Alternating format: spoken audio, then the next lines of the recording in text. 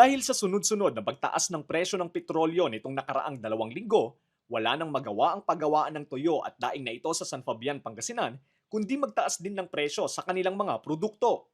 Anila, tumaas ang pamasahe ng kada vipar ng isda na nooy nasa 130 pesos lang ang pamasahe, umabot na sa 160 to 200 pesos na ngayon.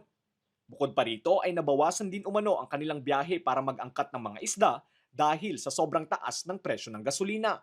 Ang dating nasa 150 pesos kada kilo ng salinas na tuyo, nasa 200 pesos na ang bentahan ngayon. Nagsitaasan po talaga. At hindi din po namin inasahan na ganun po yung pagtaas niya. Kasi parang isang week lang po, tapos biglang taas. So nakakagulat po siya. Pagka yung klima ay malamig, as in konti lang po yung isda na mabibilad. Tapos madami pa pong suki na sinusuplayan. So talagang pakonti-konti yung nakukuha nila. Lahat ng ginagawa po kasi kailangan ng gasolina. So yung pagtaas po ng gasolina talaga sobrang naka-apekto po.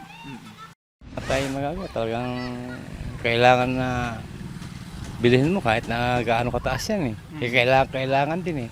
Dati mura lang kahit na araw-araw kang bumabiyahe, walang problema. Mga 4 na beses sa loob ng 1 linggo. Ngayon, sir? Ngayon, bawal isa na lang. Minsanan na. Minsanan na lang. Kukonsul mo ako ng mga 65 liters. Nasa lang yun, nasa 2.8 gano'n. 2.9, oo. Ngayon, sir? Ngayon, 6,000, sarado. Tapos may ang masakit doon, may limit pa yung pagkakarga ng krudo. Pupunta sa kabila, pupunta ka sa kabila, gano'n lang. Hanggang sa mapuno. Kasi pagka hindi mo naman pinuno yun, pag tumili ka sa daan, wala na. Samantala, matumal na daloy ng turista naman ang idinadaing ng ilang cottage and shed owners sa Barangay Niba, Luis Vidal. Isa sa tinitingnang dahilan ay ang patuloy na pagtaas ng presyo ng gasolina kung saan pinipili umano ng ilang turista na ipagpaliban muna ang kanilang pagbisita. Matatandaan din na hinagupit ng Bagyong Uwan ang lugar at kasalukuyan pa lamang silang bumabangon mula sa pinsalang dulot nito. Dati, medyo malakas pa yung namin dito. Bigla pang, hindi pa na yung bagyo, di ba? Hindi pa na masyadong na yung bagyo na balansa ng bagyo namin dito.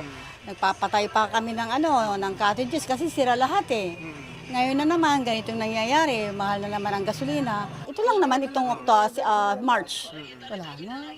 Po, sabi nila pag may nakukuha kami na bisita, naku, ang mahal ng gasolina tapos mahal pa yung cottages, sabi nila. Paano namin itataas yun kasi bagong gawa. Marami kaming gastos kasi nangyari sa bagyo. Yun ang gagawin namin sa kanila pero hindi na sila sige nag-o-okay naman sila kasi kawawa naman kami. Sinasabi namin yung side namin. Yun.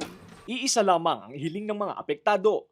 Ito ay ang matigil na ang giyera sa gitnang silangan upang maibalik na sa mas mababang presyo ang presyo ng petrolyo. Sana po yung giyera yun yung inaasahan po. Sana matapos na din po. Itong sa gera na yan. Sana matapos na rin. Oo, matapos na rin yan. Kasi marami nang naapektuhan eh. Lahat ng mga sasakyan, halos wala na. Lester Narag, Balitang, Solid North.